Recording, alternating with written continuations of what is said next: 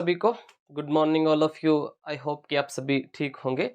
तो एक नई सुबह के साथ एक नया प्रश्न लेकर आपके सामने हाजिर हो चुके हैं और आज का प्रश्न अपना बूंदी के चौहानों से संबंधित है।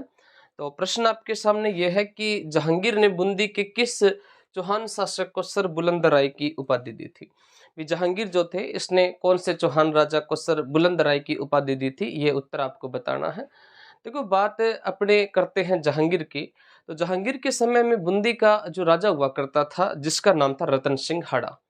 और रतन सिंह हाड़ा जो थे, इस रतन सिंह हाड़ा के टाइम के अंदर जो है वो अपने जहांगीर के पुत्र खुर्रम जो थे उन्होंने जहांगीर के विरुद्ध विद्रोह कर दिया था। और जब खुर्रम ने विद्रोह किया था तो उस टाइम जहांगीर ने रतन सिंह हाड़ा को कहा था कि रतन सिंह जी, आप जो है वो इसके विद्रोह का क्या कीजिएगा, दमन कीजिएगा। तो उसी के ऊपर अपने बात करते हैं कि कौन से राजा को जो है वो सर बुलंद राय की उपाधि दी। तो राव रतन सिंह हाड़ा, शत्रुशाल हाड़ा, राव बुद्ध सिंह हाड़ा या सुरजन हाड़ा, इसमें से आपको उत्तर बताना है। राव रतन सिंह हाड़ा जो थे, इनका एक पुत्र था और पुत्र का नाम था माधो सिंह। माधो सिंह।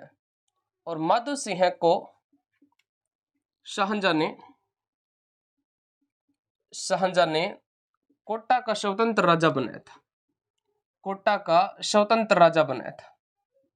स्वतंत्र राजा बनाया था। कोटा का स्वतंत्र राजा किसको बनाया था? तो कोटा का स्वतंत्र राजा माधो सिंह को बनाया था। किसके पुत्र थे? रतन सिंह हाड़ा के पुत्र थे।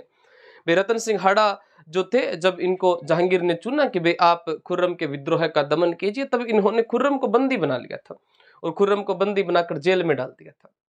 और वहां पर रतन सिंह हाड़ा जो थे, ये खुर्रम रतन सिंह का पुत्र माधो सिंह जो था, इस माधो सिंह ने खुर्रम की कोई बातचीत मान ली थी और साथ में इसके साथ में थोड़ा प्यार से बर्ताव किया था, जिसके कारण जब खुर्रम राजा बने शाहजहां के नाम से, तो राजा बनने के बाद में इन्होंने रतन सिंह के पुत्र माधो सिंह को क्या दे दिया था? कोटा राज्य दे दिया था। शत्रुशाल हाड़ा। देखो, अपने एक युद्ध हुआ था सामोगढ़।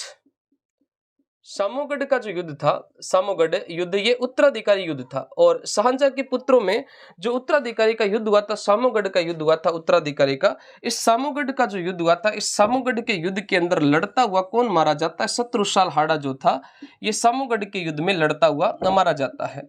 और जब सामोगढ़ के युद्ध में ये शत्रुशाल हाड़ा जो था, ये मारा गया था। साथ में देखिएगा, अपने बूंदी में एक छतरी बनी है। और बूंदी में कितने खंभों की छतरी है? तो बूंदी में 84 खंभों की छतरी बनी है। बूंदी में कितने खंभों की छतरी है? 84 खंभों की छतरी कहां पर बनी है? तो 84 खंभों की छतरी जो है ये बूंदी में बनी है। और इस 84 खंभों की छतरी का निर्माण किसने करवाया था?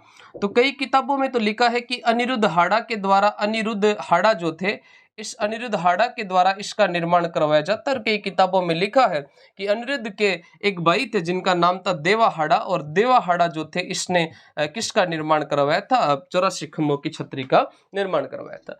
अनिरुद्ध हाड़ा की एक पत्नी थी जिसका नाम था नाथावत। इसकी एक पत्नी है जिसका नाम है नाथावत। और नाथावत जो थे, इसने रानी जी की बावड़ी का निर्माण करवाया था। रानी जी की बावड़ी किसने बनवाई थी? तो रानी जी की बावड़ी जो है ये साहब आपके नाथावत के द्वारा बनाई गई। नाथावत किसकी पत्नी थी? अनिरुद्ध हाड़ा की पत्नी नाथावत ने रानी जी की बावड़ी का निर्माण करवाया था।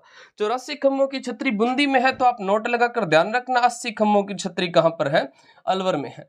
80 खंभों की छतरी कहां पर है? तो 80 खंभों की छतरी जो है ये आपकी अलवर के अंदर है। और अलवर के अंदर जो 80 खंभों की छतरी है, इस छतरी को हम मुसी महारानी की छतरी के नाम से जानते हैं। 2 मंजिल की छतरी है जिसपे दूसरी मंजिल पर रामायण और महाभारत के चित्र जो है वो बनाए गए हैं।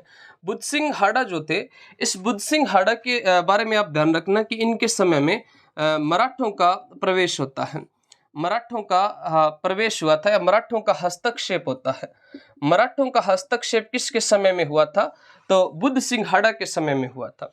और बुद्ध सिंह जो थे, इनकी पत्नी कौन थी? तो इनकी पत्नी थी जो अपने सवाई जय सिंह थे, इस सवाई जय सिंह की बहन अमर कुंवरी थी। सवाई जय सिंह जो थे, इस जय सिंह की बहन और बहन का नाम क्या था? तो जय सिंह की बहन का नाम था अमर कुंवरी। अमर कुंवरी जो थी ये किसकी पत्नी हुआ करती थी? तो अमर कुंवरी जो है ये सब आपके राव बुद्ध सिंह हाड़ा की जो पत्नी थी जिसका नाम क्या था? अमर कुंवरी था। सुरजन हाड़ा की अगर बात करें तो इन्होंने 1569 में अकबर की अधीनता को स्वीकार कर लिया था। 1569 के अंदर इन्होंने किसकी अधीनता को स्वीकार किया था? तो अकबर की अधीनता को किसने स्वीकार किया था? अकबर की अधीनता को स्वीकार किया था सुरजन हाड़ा ने। सुरजन सिंह हाड़ा ने अपनी द्वारिका यात्रा के दौरान एक मंदिर बनवाया था और उस मंदिर का नाम था रणछोड़ मंदिर। अपनी द्वारिका यात्रा के दौरान जिस मंदिर का निर्माण करवाया था उस मंदिर का नाम क्या था? तो उस मंदिर का नाम साहब रणछोड़ मंदिर था, जो किसने बनवाया था? सुरजन सिंह हाड़ा ने बनवाया था। और एक ग्रंथ का नाम याद रखना, सुरजन चरित्र। और सुरजन चरित्र किसने लिखा था? चंद्रशेखर ने लिखा था। सुरजन चरित्र के रचयिता कौन आते हैं? तो सुरजन चरित्र के रचयिता है चंद्रशेखर। और चंद्रशेखर जो थे इन्हीं के द्वारा कौन सा ग्रंथ लिखा गया है? हमीर हट ग्रंथ लिखा गया है। तो इस प्रश्न का जो सही उत्तर है वो कौन सा हो जाएगा? राव रतन सिंह हाड़ा इसका राइट उत्तर हो जाएगा।